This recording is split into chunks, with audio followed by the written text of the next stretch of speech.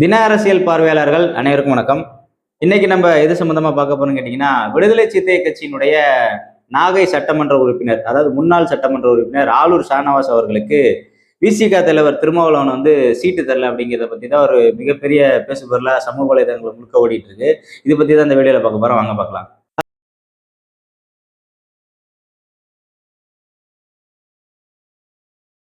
அதாவது மக்களே, விடுதலை சிறுத்தை கட்சி ஒரு ஒண்ணு இல்லாத கட்சி. அது ஒரு சாதி கட்சின்னு சொல்லிட்டு பல்வேறு அவதூறு பரப்புரைகள் எப்பொழுதும் நடந்துகிட்டு தான் இருக்கு. ஆனா தேர்தல் வந்துட்டா திமுகல இருக்க எந்த கூட்டணி கட்சியில எந்த பிரச்சனைனாலும் பேச மாட்டாங்க. விசிக எத்தனை தொகுதி வாங்குது, விசிக என்ன மாதிரியா திமுக ட்ரீட் பண்ணுது, இது பத்தி தான் மிகப்பெரிய ஒரு பேசுபொருள் ஓடிட்டு இருக்கும். இப்ப எத்தனையோ கூட்டணி கட்சிகள், கிட்டத்தட்ட ஒரு 20 கட்சிகள் இன்னைக்கு திமுக கூட்டணியில இணைஞ்சிருக்காங்க. ஆனா எந்த கூட்டணி கட்சி குறித்தும் சமூக வலைதளங்கள்ல பெருமளவில் செய்திகள் வராது. அப்படி ஒரு செய்தி வந்துச்சுன்னா அண்ணன் வேல்முருகன் திமுக கூட்டணியிலிருந்து வெளியே போன விஷயம் பத்தி பேசினாங்க. அதை தாண்டி திமுக கூட்டணியில் தினந்தோறும் பேசப்படக்கூடிய ஒரு கட்சியா இருக்குது பாத்தீங்கன்னா விசிக மட்டும்தான். அதான் மக்களே, இந்த கூட்டணி அப்படின்னு ஆரம்பிச்சதுக்கு அப்புறம் இந்த ஷீட் ஷேரிங் அப்படின்னு வரும்போது மிகப்பெரிய ஒரு இழுபறி இருந்துச்சு. உண்மைதான் அது. அதுல குறிப்பா விசிகாவுக்கு இந்த முறை இரட்டை இலக்கத்துல சீட்டுன்னு கேட்டாங்க. அந்த கோரிக்கை நிறைவேற்றப்படலை. திமுக கூட்டணியில் பல்வேறு கட்சிகள் இணைஞ்சிருக்காங்க. அதனை காரணம் காட்டி இந்த முறை அனைத்து கூட்டணி கட்சிகளுக்கும் சீட்டை குறைச்சிருக்காங்க. இதன் காரணமாக பாத்தீங்கன்னா அண்ணன் வேல்முருகன் பாத்தீங்கன்னா கூட்டணி விட்டு வெளியே போயிருக்காரு. போயிட்டு பல்வேறு குற்றச்சாட்டுகளை முன் வச்சிருக்காரு. அது மட்டும் இல்லாமல் பாத்தீங்கன்னா இன்னைக்கு ஒரு தனி சின்னத்தை அவர் எடுத்து தனியா நிக்க போறாரு. கிட்டத்தட்ட ஒரு 35 தொகுதியில கிளம்புறங்கிறதா செய்திகள் வருது. இப்ப விடுதலை சிறுத்தைகள் கட்சிக்கு இந்த முறை 8 தொகுதிகள் ஒதுக்கப்பட்டிருக்கு. திமுக கூட்டணியில் கம்யூனிஸ்டுகள், மார்க்சிஸ்ட் கம்யூனிஸ்ட், இந்திய கம்யூனிஸ்ட், தேமுதிக உள்ளிட்ட பல்வேறு கட்சிகள் இருக்காங்க. அவங்களுக்கெல்லாம் பாத்தீங்கன்னா போன முறை போட்டியிட்டதை விட ஒரு தொகுதியை குறைச்சிருக்காங்க. ஆனா விசிகாவுக்கு மட்டும்தான் 2 தொகுதி சேர்த்து கொடுத்துருக்காங்க. இதை யாராவது பாராட்டி பேசுறாங்களா பாத்தீங்கன்னா யாரும் பேசல. அண்ணன் திருமாவளவன் இரட்டை இலக்கம்னு சொன்னாரு. ஆனா இன்னைக்கு 8 சீட்டை வாங்கிட்டு அமைதியா இருக்காரு. திமுக சரணகதி அடைஞ்சிட்டாரு அப்படின்னு சொல்லிட்டு பல்வேறு கூலிப்படை எழுதிட்டு இருக்காங்க. அவங்களுக்கெல்லாம் பதில் சொல்லும் விதமா தான் இந்த வீடியோ இருக்கும். ஏன்னா அண்ணன் திருமாவளவன் எந்த அளவுக்கு ஒரு கொள்கை பிடிப்போட இருக்கக்கூடிய ஆள்னா, பாமக திமுக கூட்டணிக்குள்ள கொண்டு வர்றதுக்கு பல்வேறு வேலைகள் நடந்துச்சு. அது உங்க எல்லாத்துக்குமே தெரியும். ஆனா அண்ணன் திருமாவளவன் அவர்கள் எடுத்த ஒற்றை நிலைப்பாட்டால் மட்டும்தான் பாமகவினுடைய அண்ணன் ஐயா ராமதாஸ் அவர்களுடைய அணி உள்ள வர முடியாம இருந்துச்சு. அப்ப திமுக தலைமை எது செஞ்சாலும் அண்ணன் திருமாவளவன் சகிச்சிட்டு இருக்காரு. திருமாவளவன் திமுக சொல்றதான் கேட்பாருன்னு ஒரு குற்றச்சாட்டை முன்வைக்கிறீங்க. நீங்க சொல்ற குற்றச்சாட்டு உண்மையா இருந்தா திருமாவளவன் யார் எங்களுக்கு என்ன, நாங்க கூட்டணியில இருக்கோம்னு இருந்திருக்கலாமே. அவர் அப்படி இல்லையே.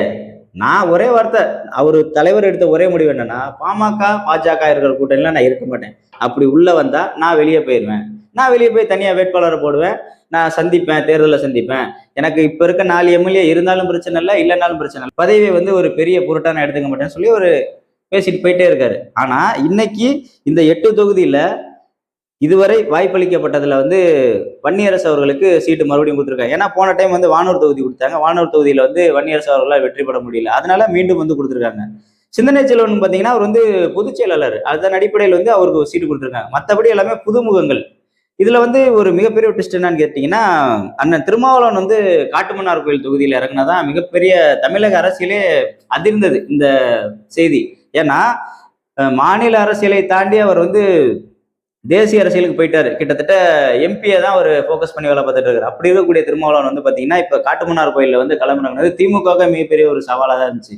இப்ப இப்படி இருக்க சூழல் பாத்தீங்கன்னா திட்டமிட்டு சில நெரேட்டிவ் செட்டர்ஸ் என்ன பண்றாங்கன்னா, ஆளூர் ஷானவாஸை புறக்கணிக்கும் திருமாவளவன், ஒரு தலித் அல்லாத ஒருத்தர் விசிகாவில் பெரிய ஆளுமையா வளர்ந்துட்டு வர்றாரு, அது பிடிக்காம திருமாவளவன் தான் சீட்டு இல்லாம பண்ணிட்டாருன்ற மாதிரி நெரேட்டிவ் செட் பண்ணாங்க. அதற்கு விளக்கம் கொடுக்கும் விதமாக அண்ணன் திருமாவளவன் ஒரு வீடியோ வெளியிட்டார். அதாவது அண்ணன் ஆளூர் ஷானவாஸ் அவர்கள் பாத்தீங்கன்னா நாகை தொகுதி எனக்கு வேணான்ற மாதிரி தான் ஏற்கனவே சொல்லியிருப்பாரு போல இருக்கு. ஏன்னா அவர் சென்னையில இருக்காரு. எனக்கு தொகுதிக்கு போயிட்டு வர்றதுக்கு மிகப்பெரிய ஒரு நெருக்கடி இருக்கு. அதனால சென்னையில ஏதோ ஒரு தொகுதி கிடைச்சா ஓகே, பல்லாவரமோ அல்லது இன்னொரு தொகுதி சொல்லியிருந்தாரு. இந்த தொகுதியில் கிடைச்சா ஓகேன்னாரு. ஆனா இந்த டைம் நமக்கு கிடைச்ச தொகுதியே பாத்தீங்கன்னா வெறும் 8 தொகுதி தான். இந்த 8 தொகுதியிலுமே அவர் எந்த அளவுக்கு சமூக நீதியை பின்பற்றி இருக்காருன்னா, 8 தொகுதியில 2 தொகுதி பெண்கள், ஒரு தலித் அல்லாதவர், அதுல ஒரு சிறுபான்மையர். இப்ப சமூக நீதி சரியான முறையில் கையாண்ட ஒரே கட்சி பாத்தீங்கன்னா இந்த இதுல விசிக மட்டும்தான். ஏன்னா போன முறையே 2021 சட்டமன்ற தேர்தலையுமே பெண்களுக்கு வந்து விசிகால வந்து இடம் கொடுக்கல அப்படிங்கிற மாதிரி ஒரு குற்றச்சாட்டு முன் இருந்துச்சு. அன்னைக்கு இருந்த சீட்டே 4 தான். அந்த 4லயுமே பார்த்தீங்கன்னா, ஒரு தலித் அல்லாதோர் அண்ணன் திருப்பூர் எம்எல்ஏவா இருந்த எஸ்.எஸ். பாலாஜி அவர்களுக்கு, ஒரு சிறுபான்மையினர் அண்ணன் ஆளு ஷானவாசுக்கு. இதெல்லாம் வந்து அவர் எல்லாம் பார்த்து பார்த்து ஒண்ணு பண்றாரு. ஆனா விசிகாவினுடைய வளர்ச்சியை பொறுத்து கொள்ள முடியாத சிலர் வந்து இந்த நெரேட்டிவ்களை செட் பண்றாங்க. ஆனா இந்த நெரேட்டிவ்க்கு பதில் அளிக்கும் விதமா அண்ணன் ஷானவாஸ் அவர்களே வந்து ஒரு வீடியோ வெளியிட்டிருக்காரு. அதாவது தலைமை என்ன முடிவெடுக்குதோ அது கட்டுப்படக்கூடியவன் நான். இது வந்து பாத்தீங்கன்னா திராவிட கட்சி மாதிரி கிடையாதுங்க, விசிக போன்ற கட்சிகள். ஏன்னா இங்க வந்து பொறுப்பு இருந்தாலும் சரி இல்லைனாலும் சரி, எம்எல்ஏவா இருந்தாலும் சரி, எம்பியா இருந்தாலும் சரி, எந்த பதவியுமே இல்லைனாலும் சரி, மக்களுக்கு ஒரு பிரச்சனைனா போய் களத்தில் நிற்பாங்க. இதுதான் இந்த கம்யூனிஸ்ட் விசிக போன்ற கட்சிகளா. எனவே பதவி வந்து பெரிய பொருட்டா நான் எடுத்துக்கலன்னு அண்ணன் ஆளூர் ஷானவாஸே சொல்லிட்டாரு. இதன் மூலியமா இந்த நெரேட்டிவ் செட் பண்ணவங்களுக்கு தான் மிகப்பெரிய ஒரு ஆப் ஆகி போச்சு.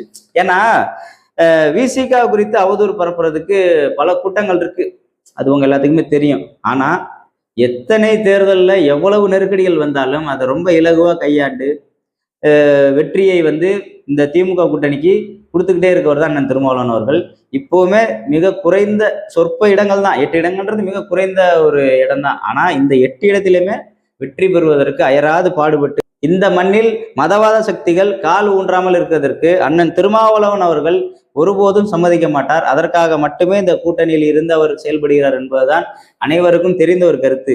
மேலும் சில வாடகை வாய்கள் வந்து பேசுவாங்க, அதெல்லாம் வந்து நம்ம பெருசா எடுத்துக்க வேணாம். நம்ம தேர்தலில் வெற்றி பெறதுக்கு என்ன வேலை பார்க்கணுமோ அதை பார்த்துட்டு போயிட்டே இருப்போம். எனவே இந்த விமர்சனங்களை வந்து அண்ணன் திருமாவளவன் ரொம்ப இலகுவா கையாண்டுட்டாரு. அதை விட சிறப்பாக அண்ணன் ஷானவாஸ் அவர்களும் கையாண்டுட்டாங்க. எனவே நாம் இந்த தேர்தலில் மீண்டும் முதலமைச்சர் மு.க.ஸ்டாலின் அவர்களை அரியணையில் உட்கார வைப்பதற்கு 234 தொகுதியிலும் நாம் சிறப்பாக பணியாற்றுவோம் என்பதை இந்த காணொலி வாயிலாக நான் தெரிவித்துக் கொள்கிறேன். மீண்டும் அடுத்த காணொலியில் சந்திப்போம். நன்றி, வணக்கம்.